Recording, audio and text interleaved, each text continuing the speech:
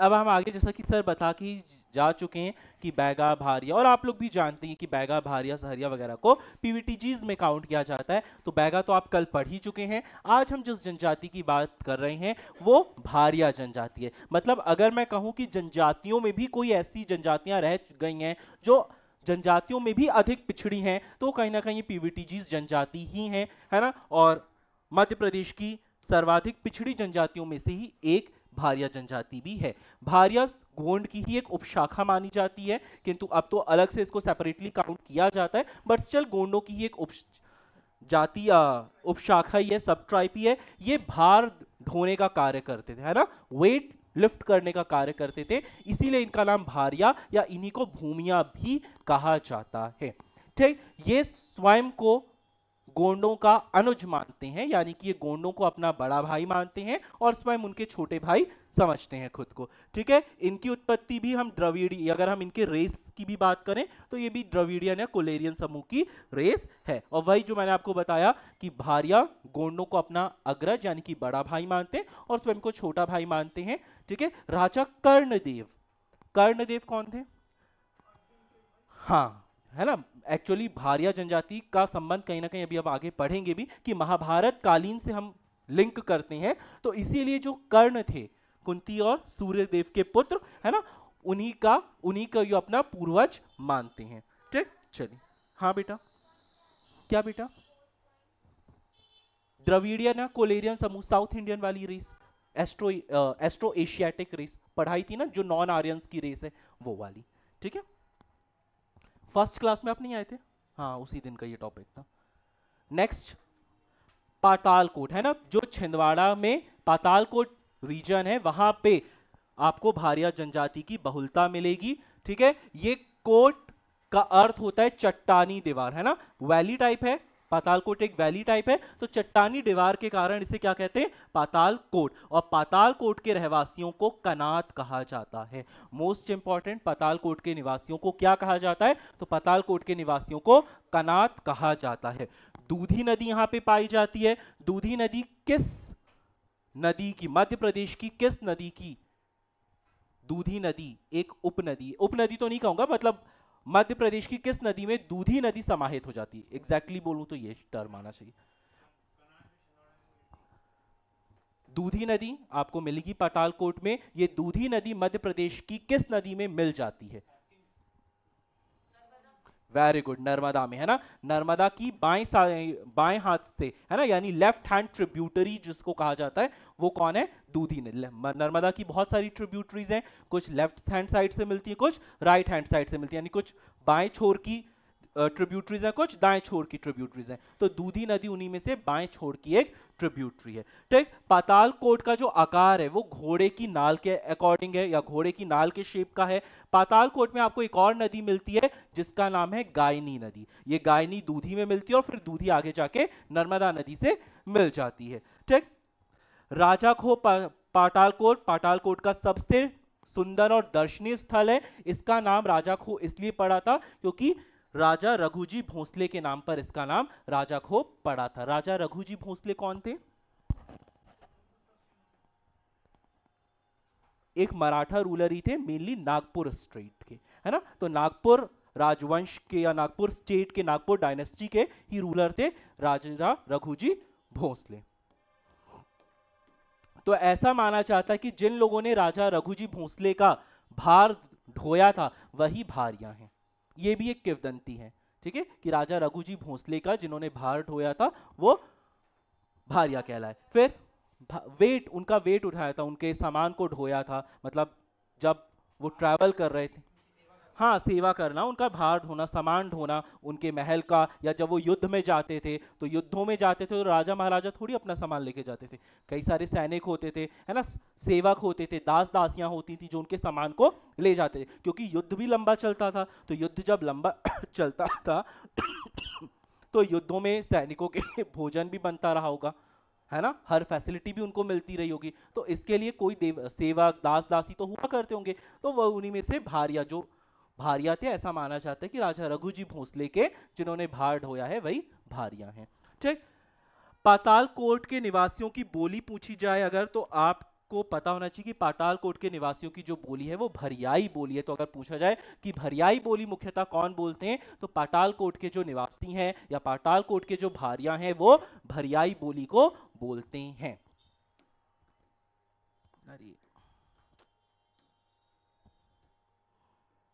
अब अगर उत्पत्ति की बात करें तो भारियाओं की उत्पत्ति किनसे मानी जाती है, तो कहीं ना कहीं भारिया अपनी उत्पत्ति भगवान शंकर से भी मानते हैं। और भारिया जनजाति जिस बोली को बोलती है उस बोली का नाम है भरनाटी बोली। ठीक है, डॉक्टर रसेल और हीरालाल के अनुसार महाभारत युग का या महाभारत युगीन जब कौरव पांडवों का लड़ाई हो रही थी, उस समय ऐसा माना जाता है कि जब कौरव पांडवों की लड़ाई हो रही थी तो कौरवों की सेना तो बहुत बड़ी थी, है ना, और पांडवों की सेना उसके कंपैरिजन में काफी कम थी।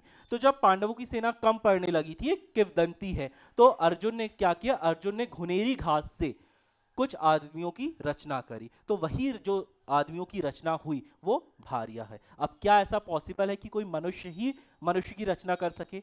नहीं, पर ऐसी एक किंवदंती है। आपको पता होगा कि गांव में, है ना, और या प्राचीन समय में दादी नानियां बहुत सारी कहानियां सुनाई करते थे, है ना, तो उन्हीं में से एक कहानियां किंवदंती है कि अर्जुन ने घुनेरी घास से जिन लोगों की उत्पत्ति करी वही कौन थे, भारिया थे। बोली का नाम है, ओवरऑल जो भारिया बोलते हैं वो भरनाटी है, स्पेसिफिकली पातालकोट में जो बोली जाती है वो भरियाई बोली है। ठीक है, हाँ, छिंदवाड़ा में एक जगह है, कभी आप घूमने जाएं, बहुत अच्छी जगह। हाँ, बहुलता भारियाओं की जो बहुलता है वो पातालकोट में ही मिलती है, छिंदवाड़ा जिले में। ठीक, फिर वही किंवदंती, फिर क्योंकि गोंडों को ही अपना अग्रज मानते हैं ना, या बड़ा भाई मानते हैं, कौन, भारिया, तो गोंडों की जो विधवाएं होती हैं उनसे विवाह ये आसानी से कर सकते हैं ना। आपको पता होगा कि हमारे देश में बहुत सारे इलाकों में, है ना, देवर भाभी से शादी कर सकता है। अगर बड़े भाई की मृत्यु हो जाए तो उसके पश्चात भाभी की शादी देवर से करवाई जा सकती है। ठीक है, तो क्योंकि गोंडों को भारी अपना बड़ा भाई मानते हैं, तो अगर गोंडों की कोई विधवा स्त्री है ना, अर्थात जिनके पति की मृत्यु हो गई है, तो भारिया उनसे नैतिक रूप से विवाह कर सकते हैं। ठीक, फिर एक किंवदंती ये भी कही जाती है कि जब प्रभु श्री राम वनवास गए थे, 14 वर्ष का वनवास में जब उनको मिला था और वो वनवास गए थे, तो प्रभु श्री राम के साथ, सीता माता के साथ, लक्ष्मण जी के साथ, है ना, कई सारे लोग भी गए थे। तो जब राम रावण युद्ध हो गया, रावण का संहार श्री राम ने कर दिया, तो उसके पश्चात प्रभु श्री राम, माता सीता और लक्ष्मण जी तो अयोध्या वापस आ गए, किंतु जो लोग उनके साथ वनवास में गए थे वो वहां के वहीं रह गए, वो रावण संहार के बाद भी नहीं आए, वो जंगलों में एज सच रह गए, और वही भारियां हैं। तो अलग अलग लोगों की अलग अलग स्टडीज पे अलग अलग किंवदंतियों के अनुसार भारियाओं को लेकर बहुत सारी किंवदंतियां मिलती हैं, बट एक जनरल हम डिस्कशन इनका कैजुअली कर सकते हैं। ठीक, फिर ढाहल के तत्कालीन राजा कर्णदेव भी भारिया जनजाति के थे, ये भी एक टर्म यूज किया जाता है। नेक्स्ट अगर हम जनसंख्या की बात करें तो भारियाओं की जो जनसंख्या है वो बहुत कम है, इसीलिए इनको जंगलियों का भी जंगली कहा जाता है। यानी कि जैसा कि मैंने अपने स्टार्टिंग उसमें बोला कि बैकवर्डनेस पे भी अगर कोई बैकवर्ड है तो वो ये पीवीटीजीज ग्रुप्स हैं, और उनमें भी भारियाओं की संख्या तो बहुत कम है ना। 2011 की जनगणना के अनुसार भारियाओं की संख्या कितनी है, सिर्फ 4824। कितना कम है। आप अभी बाहर निकल जाएं, जब 5 बजे के स्केड्यूल पे स्लॉट पे कोचिंगें छूटती हैं, मोस्ट ऑफ दी कोचिंग्स, है ना, 4 से 6 के बीच में, है ना, उससे ज्यादा तो आपको एमपी नगर के वहां आनंद पोहे वाले के सामने ही लोग मिल जाएंगे ना, आधा घंटा खड़े रहोगे आराम से दिख जाएंगे। तो सोचिए कितनी कम जनसंख्या है, तो अगर इनके लिए कुछ स्पेशल प्रोविजंस हैं तो कितना फ्रूटफुल होगा इन, हाँ, इन ट्राइब्स के अपलिफ्टमेंट के लिए, इनके उत्थान के लिए। हाँ बेटा, हाँ,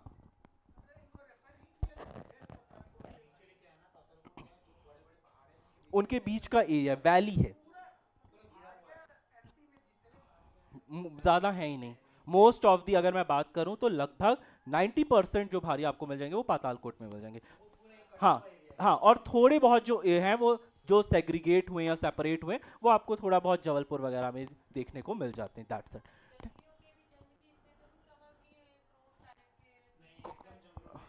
एकदम जंगलों में है इसलिए, और इनकी महिलाओं को क्रूर कहा जाता है, वो आप सही कह रही हैं। हाँ, भारियाओं की जो महिलाएं उनको क्रूर कहा जाता है, स्ट्रिक्ट कहा जाता है ना। क्रूर शब्द तो वो हिंदी में प्रयोग कर लिया जाता है, in reality it is strict, ठीक है, वो अभी हम आगे उसको डिस्कस करेंगे। ठीक, फिर तामिया विकास खंड को आदिम जनजाति की मान्यता दी है। फिर हीरालाल और रसेल ने भारियाओं को का जो उद्गम है या जो उनका मूल स्थान है वो महोबा या बांधवगढ़ भी माना है। शारीरिक विशेषताओं की बात करें तो भारिया देखने में प्रोटो ऑस्ट्रेलॉइड प्रजाति की तरह ही ऑलमोस्ट दिखते हैं। फिर भारियाओं की जो गोत्र हैं तो या उपजातियां हैं तो मुख्यतः भारियाओं के 51 गोत्र माने जाते हैं, लेकिन 16 गोत्र ही भारियाओं के ज्ञातव्य हैं। गोत्रों के नाम दिए हैं पर ये सारे गोत्र याद करना आपके लिए एज सच इंपॉर्टेंट नहीं है। ठीक है, तो खमरिया क्या होता है? खमेर के पेड़ को, जो खमेर के पेड़ की पूजा करते हैं, खमेर के पेड़ को मानते हैं, वो खमरिया हैं। बरदा बैल को बोला जाता है ना, हम लोग के साइड पे बैल को बरदा भी बोला जाता है। ठीक है, तो बरदा बैल वगैरह को जो पालते वगैरह हैं वो बरदिया हैं, है ना। अंगारा या अग्नि की पूजा करते हैं तो वो अंगरिया हैं। कोई अभी एक गाना भी है ना अंगारा, कुछ ऐसा वर्ड मैंने कहीं सुना था, कुछ अभी रिसेंट में ही चल रहा है, बहुत रील्स। हाँ, जिसका भी हो, मैंने सुना था क्योंकि मुझे अभी अंगारा वर्ड से अचानक क्लिक हुआ। फिर कुड़िया के पेड़ की पूजा जो करते हैं वो कुरमुड़िया हैं। ठीक, फिर बाघ मारने, जो बाघ का शिकार वगैरह करते हैं, बाघ को मारते वगैरह हैं, वो बाघ गोरिया हैं। फिर बगदरिया, जो बरिया के पेड़ वगैरह के नीचे बैठते हैं वो बगदरिया कहलाते हैं। ठीक है, बखर की डांडी, बखर एक हल होता है, बखर की खेती भारिया लोग करते हैं। ठीक है, तो एक विशेष प्रकार का एग्रीकल्चरल इंस्ट्रूमेंट होता है, उसकी ब्लेड्स वगैरह थोड़ी एक्सट्रीम शार्प होती हैं, तो अभी आप आगे वो भी पढ़ेंगे। तो बखर की खेती कौन करते हैं? तो भारिया ही करते हैं। फिर और चलथिया, अमोड़िया, पचलिया, गवलिया, मिहनिया, रवतिया, ये सब भारियाओं के उपगोत्र हैं या गोत्र। हाँ बेटा। हम्म हम्म हाँ, एक्चुअली देखिए, मैं कल ही एक किसी ऋषि मुनि का कुछ सुन रहा था, तो उन्होंने ये बोला, तो वो जो आपका प्रश्न है उसका उत्तर शायद आपको यहाँ से मिल जाए कि ऋषि मुनि ने बोला कि तुम एक बाघ का शिकार कर रहे हो, तो तुम एक बाघ को मार रहे हो, वो बाघ हो सकता है क्या करता हो, अपने परिवार का भोजन लेकर आता हो। ठीक, ये ऋषि मुनि ने कहा। ठीक, तो जो शिकारी था उसने बोला कि अगर बाघ अपने परिवार के लिए किसी का शिकार करके भोजन ला रहा है तो मैं भी तो इस बाघ का शिकार करके अपने परिवार के लिए भोजन लेकर आ रहा हूं। समझे कुछ? खाते नहीं बेटा, उनकी स्किन वगैरह, नील्स वगैरह ये सब बिक जाते हैं ना, तो उससे कुछ धन मिल जाता है, तो धन मिल जाता है तो परिवार का पालन पोषण हो जाता है। हाँ, और सबसे बड़ी चीज़ कि खतरे के कारण भी मारते हैं, शिकार करते हैं, ये चीज़ होती है। क्या? जानवरों के मारने का लॉ, सबसे बड़ी चीज़ कि आजकल तो ये जानवर बचे ही नहीं है। बाघ वगैरह बहुत रेयर ऑफ दी रेयरेस्ट है, और जो जंगल में रहते हैं ना, ये इनके ही भाई बंद होते हैं। आपको, आपने कभी देखा होगा कि जो फॉरेस्ट में लोग रहते हैं वो वाइल्ड एनिमल से इजीली फैमिलियर होते हैं, है ना। तो वो यूजुअली इनको कोई भी मारते काटते नहीं है। जो ये किवदंती ना कि अरे वो मूवीज वगैरह में दिखाते हैं कि ट्राइब्स हैं, है ना, जंगल इलाके में गए तो वो मार देते हैं लोगों को, ऐसा कुछ नहीं है। रियलिटी ये होती है कि कभी इन जानवरों का शिकार, अभी वर्तमान समय में, प्राचीन समय को हम अभी नहीं मानते, प्राचीन समय में लोग करते थे शिकार, प्राचीन समय में तो राजा महाराजा ही शिकार करते थे, है ना, शौक से करते थे, अखेट खेलने जाते थे, अहेर खेलने जाते थे। किंतु अभी वर्तमान में अगर कोई जनजाति किसी पशु मतलब किसी वाइल्ड एनिमल का शिकार वगैरह कर रही है, तो उसका जो मेन रीजन ये है कि अगर वो उनके इलाके पे अटैक कर दें तो अपनी सुरक्षा के लिए वो शिकार करते हैं। और ये तो अपनी सुरक्षा के लिए तो हमारे यहाँ भी शिकार, मतलब अगर मान लीजिए कोई बाघ है ना, वो रोडों में आ गया, लोगों को खा रहा है, तो फिर तो उसको शिकार करके ही शांत किया जाता है। अगर कोई मतलब बाघ ऐसा है जो काबू में नहीं आ रहा है, कोई भी ऐसा वाइल्ड एनिमल जो काबू में नहीं आ रहा, तो फिर अन्य लोगों के प्रोटेक्शन के लिए तो उसको मारा ही जाता है। तो ये चीज़ तो अभी भी है। तो ये लोग का, क्योंकि इनको शिकार वगैरह करना बखूबी आता है, अखेट वगैरह, इनका निशाना बहुत अचूक होता है, तो कई बार अपने परिवार की सुरक्षा के लिए ये जानवरों की हत्या करते हैं, यूजुअली नहीं करते। तो जब अपनी सुरक्षा के लिए करते हैं तो फिर लॉज वगैरह एज सच एप्लीकेबल नहीं होता है। और पहले के ज़माने का तो ये था कि इनको बेचकर ही कई लोगों का घर बनता था, चलता था। अभी भी जो हम लेदर यूज़ करते हैं, तो लेदर कहाँ से आता है? जानवरों की स्किन से ही आता है, चमड़ा वहीं से तो आता है ना। Exactly exactly. तो आजकल तो उसको भी बैन कर दिया गया है। पर मैंने कई बार ऐसा देखा है कि जो बैनिंग की बातें होती हैं, अक्सर वही लोग क्या करते हैं, हाँ, कॉस्टली लेदर इंस्ट्रूमेंट्स को या लेदर इक्विपमेंट्स को या लेदर ये अपैरल्स वगैरह को यूज़ करते हैं। ये मेरा खुद का ऑब्जर्व है, आप लोग भी ऑब्जर्व कर सकते हैं, है ना। अब मैं मंच से नाम नहीं लेना चाहूँगा कि ऐसा, पर जो लोग वक्तव्य देते हैं कि चमड़ा मतलब चमड़ा नहीं छूना चाहिए या चमड़ा हानिकारक होता है या किसी पशु पक्षी के लिए, है ना, मैंने अक्सर उन्हीं लोगों को अपार्ट फ्रॉम दी मंच क्या देखा है कि एक अच्छा सा लेदर बैग गुची वूची का,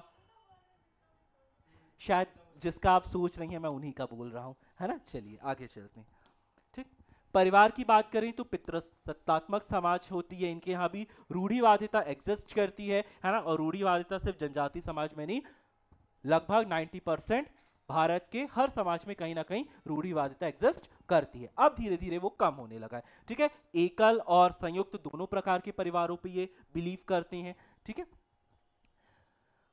सामाजिक संगठन की बात करें तो इन्हें पुरातन पंथी कहा गया है, क्योंकि रूढ़िवादिता से संबंधित हैं, इसलिए पुरातन पंथी हैं। स्त्री और पुरुष बराबर दर्जे के हैं, यानी कि जेंडर इक्वालिटी रखते हैं। कितनी बड़ी बात है, एक ऐसा समाज जिनकी जनसंख्या भी 5000 नहीं है कुल मिलाकर, है ना, वो समाज जेंडर इक्वालिटी की बात करता है। सोचिए, it's such a big thing कि पुरुष और महिला दोनों को बराबर दर्जा प्राप्त है। Isn't it a big thing? क्या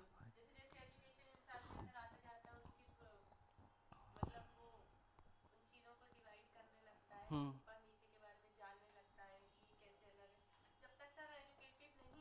हम्म हम्म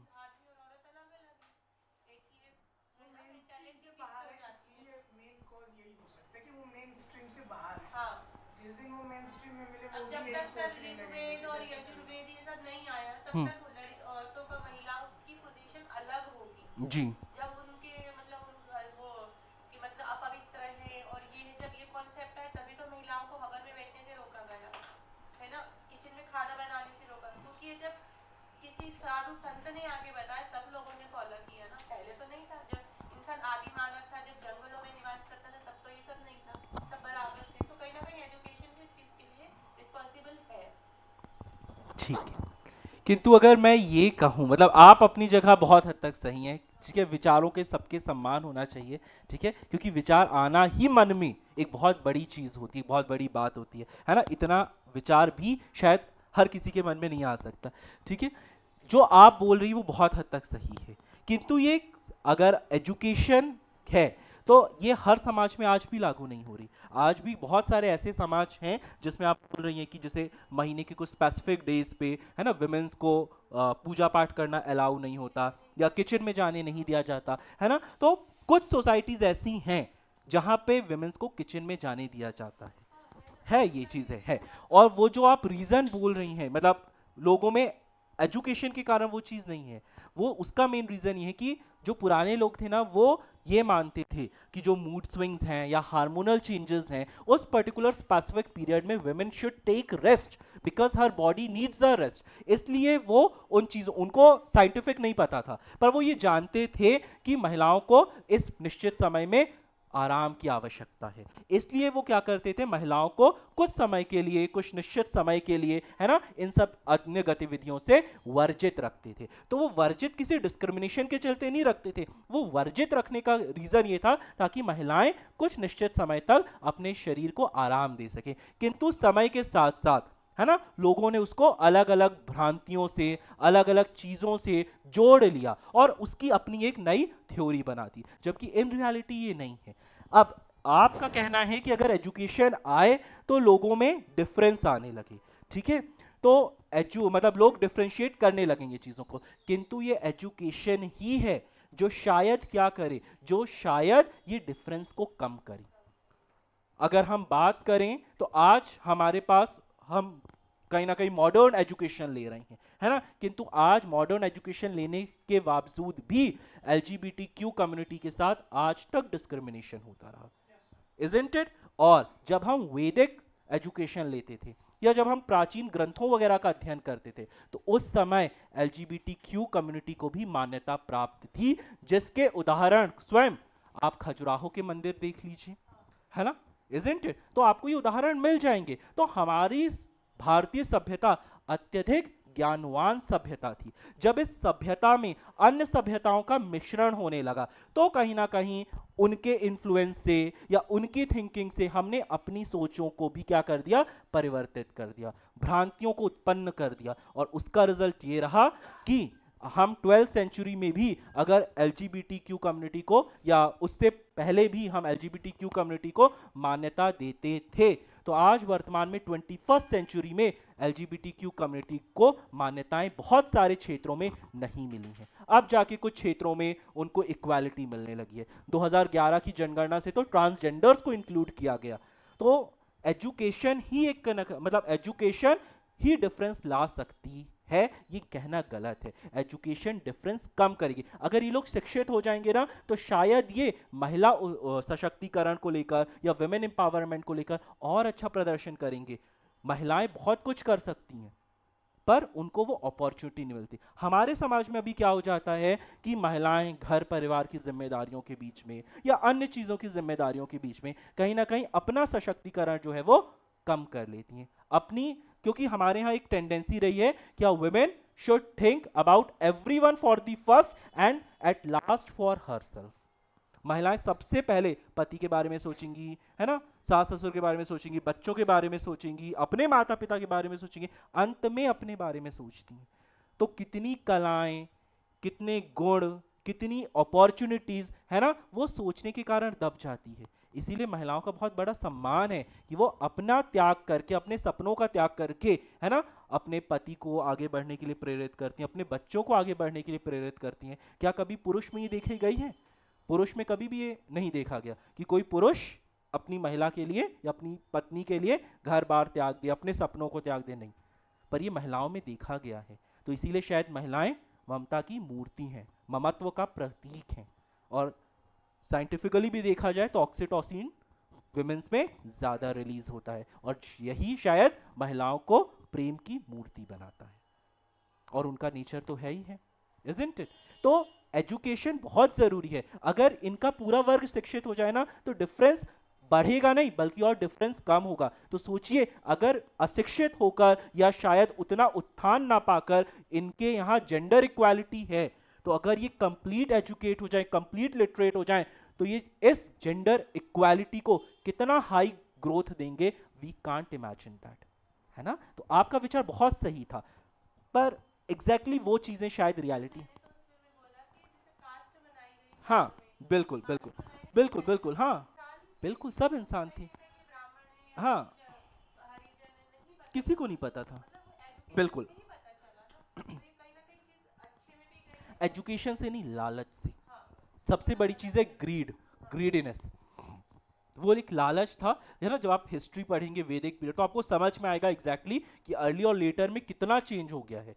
अगर ऋग्वेदिक पीरियड की बात करें, पोस्ट ऋग्वेदिक की बात करें, तो कितना जो डिफरेंस है वो ऑब्जर्व होता है। और फिर ये डिफरेंस बढ़ता जाएगा मौर्यन के टाइम पे, फिर गुप्तास के टाइम पे, है ना। इनके बीच में थोड़ा सातवाहन आते हैं जो थोड़े से लिबरल हो जाते हैं, है ना, मैट्रियार्कल सोसाइटी आती है, फिर गुप्तास में भी, फिर धीरे धीरे, है ना, हर्षवर्धन के टाइम पे भी, और फिर मुस्लिम इन्वेशन होते होते, यानी कि जब सल्तनत पीरियड और मुगल डायनेस्टीज आती हैं, तो फिर हाँ ये एकदम पीक पे आता है। फिर धीरे धीरे जो होता है वापस जब ब्रिटिशर्स आते हैं तो फिर कुछ सोशल रिफॉर्मर्स आते हैं। लेकिन ये कहना भी गलत है कि जो सोशल रिफॉर्म हुआ वो डायरेक्टली ब्रिटिशर्स के टाइम पे हुआ।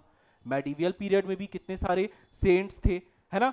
अगर हम मुस्लिम पीरों को देखें या हिंदू सेंट्स को देखें, दोनों ने उत्थान और रिफॉर्म की बातें करी हैं, है ना। और अगर आप एंशिएंट पीरियड में देखें तब भी आपको सेंट्स ऐसे मिलेंगे जो क्या कर रहे हैं, जो रिफॉर्म की बात करें। तो रिफॉर्म सिर्फ मॉडर्न पीरियड पे कहना गलत है ना। रिफॉर्म नानक जी ने भी किया है, इजंट इट?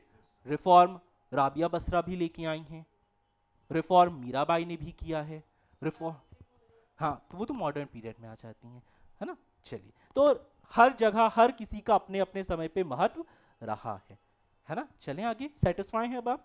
चलिए, नेक्स्ट पंचायत व्यवस्था होती है, ठीक है।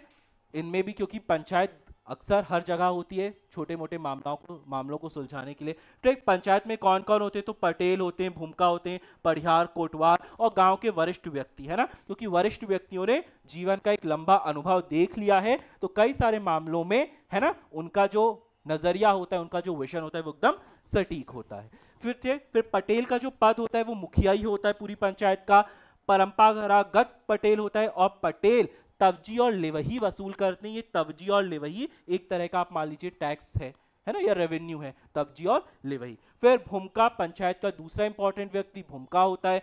कोटवार सरकार की तरफ से होता है, नियुक्त किया जाता है। ठीक, भारिया जिस स्थान पर रहते हैं उसे ढाना कहा जाता है। मोस्ट इंपॉर्टेंट, ढाना, भारियाओं के रहने के स्थान को क्या कहा जाता है, तो भारियाओं के रहने के स्थान को या उनके आवास क्षेत्र को ढाना कहा जाता है। ठीक, गोंडों में भी होता है, बिल्कुल। तो गोंडों की तो छोटे भाई अपने आप को स्वयं को मानते हैं ना। नेक्स्ट, खान पान की बात करें तो शाकाहारी और मांसाहारी दोनों प्रकार के भोजन का सेवन किया जाता है। पेज इनका भी मुख्य पेय पदार्थ होता है। फिर ठेठरा, रोटियां, है ना, महुए के फल, ज्वार, मक्के वगैरह, ये इनका प्रमुख खाद्य पदार्थ है। वस्त्र और आभूषणों की बात करें तो इनकी भी स्त्रियां लाल रंग की सेंदड़ी साड़ी पहनना पसंद करती हैं। ठीक है, पोलका पहनती हैं, पोलका भी एक स्त्री वस्त्र है, तो सेंदड़ी साड़ी, अंगिया, पोलका, है ना, ये पहने जाते हैं। है ना, स्त्री पुरुष प्रायः नंगे घूमते हैं, है ना, मतलब नंगे पैर बिना कोई फुटवेयर के दे यूज्ड टू वॉक। ठीक, फिर भारिया जनजाति हाथे में लोहे का एक करा अवश्य धारण करती है, और भारियाओं में चूड़ी प्रथा प्रचलित है ना। मुख्यतः चूड़ी प्रथा किसमें प्रचलित है, भारियाओं में। अच्छा, चूड़ी प्रथा एग्जैक्टली बहुत सारी इसमें भी किंवदंती है, आपको मैडम आइडिया है क्या है ये चूड़ी प्रथा एग्जैक्टली? लोहे की, हाँ, पहनना चाहिए, है ना, हाँ हाँ। बहुत सारे लोग कहते हैं कि ये विवाह के समय जो चूड़ियां पहनाई जाती है एक विशेष जाति वर्ग के द्वारा, गर्ल्स को पहनना कंपलसरी होता है, जी हाँ। हाँ, शादी के पहले भी, हाँ। और विशेष रूप से शादी में भी एक विशेष महिला आती है जो चूड़ी पहनाती है ना, मनिहारिन जिन्हें बोला जाता है ना, मनिहारिन ही बोलते हैं ना। अच्छा, जो भी, हाँ, मतलब कॉमनली मनिहारे, है ना। एक गाना भी है ना कि मनिहारी का भेष बनाया श्याम चूड़ी बेचने आया, एक भजन रहा है ना, हाँ। हाँ, श्री कृष्ण पे रहा है कि गोपियों को चूड़ी खरीदनी थी, तो श्री कृष्ण गोपियों के लिए मनिहारी बन के आए थे ताकि वो गोपियों को चूड़ी बेच सके, है ना। तो चूड़ी पहनाने का जो कार्य है, जो चूड़ी बेचने का कार्य है, वो मुख्य रूप से मनिहारी द्वारा नॉर्मल कहा जाता है। ठीक है, तो मनिहारी या चूड़ी पहनने की एक प्रथा विशेष रूप से भारिया जनजाति में प्रचलित है। ठीक, जन्म संस्कार की बात करें तो बच्चे के जन्म के 6 महीने बाद बच्चे का नामकरण हुआ जाता है ना। और नामकरण कौन करती हैं, बुआ करती हैं, है ना, हाँ, और फिर अच्छा सा नेग लेती हैं। बुआओं का भी बहुत महत्व है, हाँ। अच्छा, नहीं, अच्छा, मैडम का कहना है कि बुआओं का लड़ाई में भी बहुत महत्व होता है। अच्छा, शादी में बुआ और फूफा का मुंह बना ही रहता है, अच्छा। इस देश में हर रिश्ते का बहुत महत्व है। आजकल एकल परिवार और सिर्फ 2 संतानों के कारण शायद बहुत सारे रिश्ते भविष्य में विलुप्त हो जाएं, क्योंकि 2 संतानों में या तो एक बेटा बेटी होंगे, या 2 बेटे होंगे, या 2 बेटियां होंगी। तो अगर एक बेटा बेटी हुआ तो ना तो उनको बड़े पापा चाचा मिलेंगे, है ना, और ना मौसियां मिलेंगी। बेटी बेटी हुई तो मौसियां तो मिल जाएंगी पर मामा नहीं मिल पाएंगे, है ना। बेटे बेटे हुए तो उन्हें चाचा बड़े पापा मिल जाएंगे पर बुआ नहीं मिल पाएंगी। तो कुछ अगर लिमिटेड फैमिलीज का कुछ एडवांटेज है, तो अगर देखा जाए पारिवारिक रूप में तो शायद लिमिटेड चिल्ड्रन होने से कुछ रिश्ते भविष्य में विलुप्त भी हो जाएंगे। ठीक है, क्योंकि हर रिश्ते का बहुत महत्व है। एक परिवार में दादा दादी, नाना नानी, बुआ फूफा, चाचा चाची, बड़े पापा बड़ी मम्मी, है ना, सगे भाई बहन, कजन, सबका बहुत महत्व है। क्योंकि वो शादी या वो कोई भी इवेंट ही नहीं होता जिसमें किसी का मुंह ना बने, किसी को नेग में कम ज्यादा ना लगे, कि कोई लड़ाई झगड़ा ना करे, कोई किसी की चुगली ना करे, तो फिर वो इवेंट अधूरा रह जाता है। और जब लिमिटेड लोग, आजकल तो शादियों में भी लिमिटेड बुलाते हैं, आजकल लोग भी शादियों में बराबर नहीं जाते, कजन्स ही अपने एक दूसरे की शादी में नहीं जाते, ये चीज होती है। हाँ, जबकि जाना चाहिए। हाँ, मैं ही नहीं जा पाता, अफसोस। ठीक। फिर भारियाओं की महिलाओं को क्रूर, क्रूर शब्द अर्थात स्ट्रिक्ट कहा गया है। ठीक है, प्रसव गांव की सुनाई करती हैं, आदमी की जो गांव में दाई वगैरह होती हैं वही महिला का प्रसव करती हैं। मृत्यु संस्कार में, मृत्यु में इनको मुख्यतः दफनाया जाता है। ठीक है, अधिक आयु या अगर बहुत सम्माननीय व्यक्ति है तो उनको जलाया भी जाता है, यानी कि जलाने और दफनाने दोनों की परंपरा मृत्यु संस्कार के रूप में देखी गई है। मृतक के मुंह में ये घी, घर के सभी लोग पैसा रखते हैं। ठीक। फिर जब मृतक की शव यात्रा निकाली जाती है तो कांटे के ऊपर से चलकर निकाली जाती है, जिसे कांटा लगना प्रथा कहा जाता है। ठीक है, मतलब मृतक की जब शव यात्रा निकाली जाती है तो कुछ ऐसे ही ना मैडम? नहीं, आप अच्छा आप खत्म कर दिए। हाँ, क्योंकि कांटा चुभता है, कोई जाना ही नहीं चाहता, पर प्राचीन काल में यह है कि कांटा के ऊपर से, मतलब एक कांटे का कुछ रखा जाता है, उसके ऊपर से शव यात्रा में जो कंधा देते हैं मुख्यतः। हाँ, अच्छा अच्छा, चलिए बहुत अच्छी बात है ना? तो वो उसके ऊपर से रख के जाते हैं, जिसे कांटा लगना प्रथा कहते हैं। ठीक है, मृतक के तीसरे दिन तीजा होता है, गांव का जो भूमिका होता है वो पूजा पाठ कराता है, और मृतक का एक चौतरा बनाया जाता है जिसे अनघड़ चबूतरा कहा जाता है। तो अनघड़ चबूतरा कौन बनाता है? तो अनघड़ चबूतरा मृतक के, उसमें मृतक के एक कहना चाहिए कि एक मेमोरी के रूप में, है ना, या एक याद के रूप में अनघड़ चबूतरा भारिया जनजाति द्वारा बनाया जाता है। हाँ हाँ, पूर्वजों का बनाया जाता है। रियलिटी है कि घर में सबका बनता है, एक मेमोरी बनती है ना? वो आप सही कह रहे हैं कि सम्माननीय लोगों का क्या हो जाता है कि उनका पंचों द्वारा या पंचायतों द्वारा बना दिया जाता है, और अपने घर के मुखिया का तो सभी बना लेते हैं, बाहर बनाते हैं चबूतरा, कोई बरगद वगैरह या पीपल वगैरह के पेड़ के नीचे। नेक्स्ट, विवाह की बात करें तो बहु विवाह यानी मल्टी मैरिजेस प्रचलित हैं, है ना? आप मल्टीपल मैरिजेस कर सकते हैं। समगोत्री विवाह इसमें नहीं होते, पर मामा बुआ के बच्चों में शादी हो जाती है, यानी कि कजन मैरिजेस जो हैं वो इनमें भी प्रचलित होती हैं। विवाह के समय एक स्पेसिफिक नृत्य किया जाता है जिसे मिदुआ नामक नृत्य कहते हैं। विवाह की मंगनी विवाह, लमसेना विवाह, राजी बाजी विवाह और विधवा विवाह सभी यहाँ पर प्रचलित हैं। मंगनी विवाह आपको पता ही है, लड़की का हाथ मांगा जाता है पूरे विधि विधान से, तो मंगनी विवाह। लमसेना विवाह, जमाई सास ससुर की सेवा करने जाता है, सास ससुर प्रसन्न होकर अपनी बेटी दे देते हैं, लमसेना विवाह। राजीव विवाह, राजी बाजी विवाह, जब वर और वधु दोनों राजी तो फिर कोई क्या करे, मतलब फिर परिवार का इंटरफेयर ऐसा ज्यादा नहीं बचता। तो राजी बाजी में वर वधु के राजी होने से, अगर if both are agree to marry and spend their life together so they both can marry each other. विधवा विवाह, अगर कोई महिला विधवा हो जाती हैं, उनके पति की मृत्यु हो जाती है, तो उनका पुनर्विवाह करवाया जा सकता है। फिर मंगनी विवाह के कई सारे प्रकार होते हैं, घर जड़ाई, वाता छुड़ाना, मोर मोड़िया और घड़ी सजाई, है ना? वाता छुड़ाना मतलब जब लड़की जाती है तो जो ससुर मतलब माइक, लड़की के घर की जो महिलाएं रहती हैं वो लड़की को पकड़ लेती हैं और फिर लड़का जबरदस्ती छीन के ले जाता है। तो ये कुछ कुछ है ना, ऐसा ही है, कुछ कुछ ऐसी चीजें हैं, एक्टिविटीज हैं जो इसमें होती हैं। ठीक, पर है ये सब मंगनी विवाह के ही प्रकार। फिर हमने पढ़ा है कि गुदना, टैटू, है ना, सभी जनजातियां गुदना कला करवाती हैं, ना? तो मस्तक में भौं के बीच में डंक वगैरह बनवाना भारिया जनजाति करवाती है ना, जिस डंक को चूल्हा भी कहा जाता है। तो चूल्हा भी एक प्रकार का गुदना होता है जो भारिया जनजाति द्वारा कराई जाती है ना। फिर भारिया महिलाएं बाह वगैरह में भी टैटू करवाती हैं, है ना, बिंदुओं के सहारे, जिसे धंधा कहते हैं ना। तो धंधा भी एक प्रकार की गुदना कला होती है भारियों में। और धंधा पहेलियां किसकी होती है, किनकी पहेलियों को धंधा कहा जाता है? गोंड, वेरी गुड, है ना?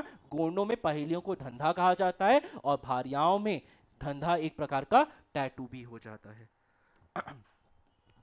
फिर इनके अगर त्योहारों की बात करें, भारियों के पर्व, उत्सवों और त्योहारों की बात करें, तो पहला है नवाखानी, नई फसल के उत्पन्न या नई फसल के होने पे जो पर्व मनाया जाता है या प्रथम फसल की पूजा वो नवाखानी। जवारा, नवरात्रियों में जो गेहूं के जवारे वगैरह लगाए जाते हैं उसे जवारा कहते हैं।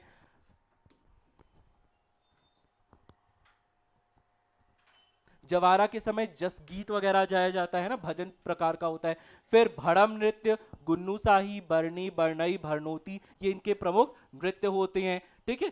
सेलम नृत्य भी भारिया महिला, ये सेटम नहीं, इसको सेलम करिएगा, है ना, सैलम, सा में बड़े एक ही मात्रा, ला और मा। ठीक है। तो भारिया महिलाएं एक नृत्य करती हैं जिसमें जो पुरुष होता है वो बीच में ढोल बजाता है और उसके चारों तरफ महिलाएं नृत्य करती हैं, जिसे सैलम नृत्य कहा जाता है। कर्मा, सैला भारियाओं में भी होता है, क्योंकि जब आपने कर्मा नृत्य पढ़ा था तो आपने पढ़ा था कि गोंडों के साथ साथ, है ना, कर्मा बैगा भी करते हैं और भारिया भी करते हैं। ठीक है। इसीलिए कर्मा नृत्य को फोक डांसेस का किंग कहा जाता है ना, यानी कि लोक नृत्यों का राजा। तो अगर कोई ऐसा फोक डांस है जो फोक डांसेस का किंग है तो इट इज कर्मा नृत्य। ठीक है। फिर वाद्य यंत्र, तो प्रमुख वाद्य यंत्र ढोल होता है। ठीक है। पुरुष बीच में ढोल बजाता है, महिलाएं चारों तरफ नृत्य करती हैं सैलम में, इसलिए मुख्य जो होता है वो इनका ढोल होता है। फिर अगर इनकी भाषा या बोली की बात करें जाए तो भरनेटी, जिसे भरियाती भी कहा जाता है ना, वो भारियाओं की प्रमुख बोली होती है। ये इनकी जो बोली है वो द्रविडियन परिवार की ही बोली है। अगर साहित्यिक भाषा की बात करी जाए, साहित्य की भाषा करी जाए तो भारियाओं में कहावतों को अटका कहा जाता है। मोस्ट इंपॉर्टेंट, कहावत क्या होती है? तो भारियाओं में कहावतों को अटका कहा जाता है। तो अटका क्या है? अटका भारियाओं की कहावतें हैं। Isn't it?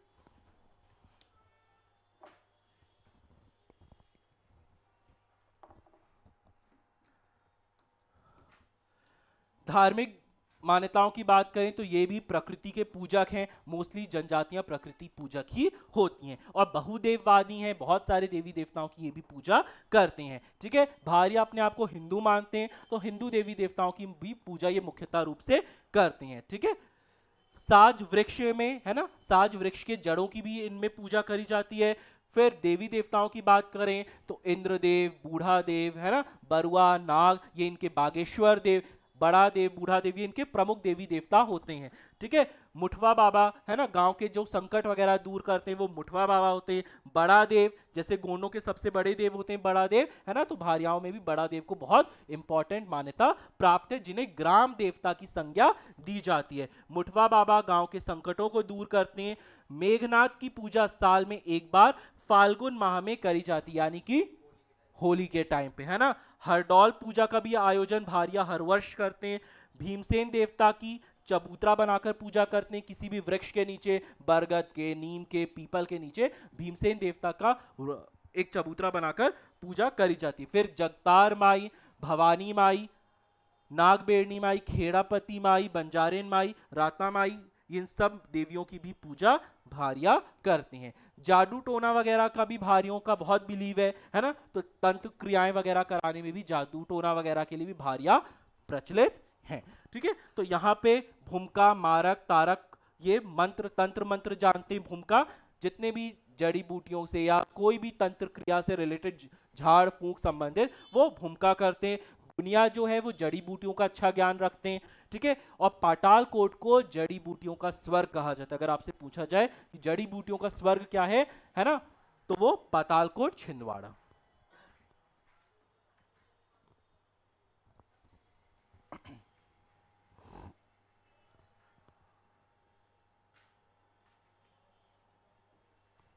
चलें आगे। अब आर्थिक जीवन की बात करें तो ये भी स्थानांतरित कृषि करते हैं और इनके द्वारा स्थानांतरित कृषि को क्या कहा जाता है? दहिया। मोस्ट इंपॉर्टेंट, दहिया स्थानांतरित कृषि कौन करते हैं? तो भारिया जनजाति। बक्खर की खेती भारिया जनजाति। बक्खर एक तरीके का ना स्पेसिफिक हल जैसा इंस्ट्रूमेंट होता है ना, शार्प ब्लेड्स होती हैं इसको, तो इसको खेती करने के लिए प्रयोग किया जाता है, मैंने अभी स्टार्टिंग में बताया था। ठीक। तो बक्खर की खेती का भी संबंध किससे? भारिया जनजाति से है। ठीक। और दहिया नाम की स्थानांतरित कृषि कौन करते हैं? भारिया ही करते हैं। फिर वनोपज संकलन, यानी कि जो भी वन के कंदमूल वगैरह हैं या जो भी औषधियां हैं उनको संकलन करने का कार्य करते हैं, आखेट खेलते हैं यानी कि शिकार करते हैं, पशुपालन मवेशियों को पालने वगैरह का काम करते हैं। समथिंग इंपॉर्टेंट आ रहा? श्योर। ठीक। मजदूरी और लकड़हाड़ी का भी कार्य कौन करते हैं? भारिया जनजाति के लोग करते हैं। ठीक है। देव बहारी घास क्या होती है? तो पातालकोट में ये देव बहारी घास मिलती है, इसका प्रयोग झाड़ू बनाने के लिए किया जाता है। ठीक है। तो अगर आपसे पूछा जाए कि झाड़ू बनाने के लिए कौन सी घास प्रचलित है भारियाओं के अंतर्गत या पातालकोट में, तो वो देव बहारी घास है। ठीक।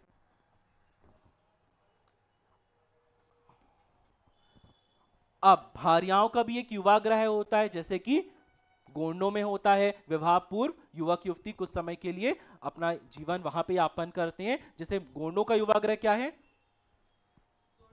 युवा ग्रह, देखो पेजेस पलटने पड़ रहे हैं। नो ऑप्शंस बेटा, now you are in the condition that you should click the answer directly. 16 फरवरी अब बहुत निकट आ चुकी है। घोटुल है ना? हाँ, सॉरी, गोंडों का युवाग्रह घोटुल, भारियाओं का युवाग्रह रंगभंग। लास्ट में युवाग्रह रटने की भी एक ट्रिक बताऊंगा, पर वो कब? जब सारी जनजातियां हो जाएंगी उसके बाद। ठीक है, लास्ट में बताऊंगा, है ना? तो याद, पर फिर भी तब तक आपको याद हो ही जाना चाहिए। ठीक है, गोंडों का घोटुल पहले हम पढ़ चुके हैं, है ना? और भारियाओं का युवाग्रह क्या है? रंगभंग। ठीक, हाँ ठीक। फिर भारियाओं की जो महिलाएं हैं उनको शिक्षा वगैरह प्रदान करने के लिए, उनकी स्थिति में परिवर्तन लाने के लिए विज्ञान सभा भी आयोजित करी गई है, जिसमें भारिया महिलाओं को शिक्षा वगैरह दिए जाने की बात है ना? और श्री डायस ने भारियाओं को घोरतम वन्यगुण का, सूर्यांश बस खत्म, बस खत्म, लास्ट। ठीक, तो श्री डायस ने भारियाओं को घोरतम या वन्य गोंड भी कहा है। ठीक है, एक बार पूरा भारिया रिवाइज कर लीजिए। किसी को कोई डाउट है, कुछ पूछना है तो पूछिए।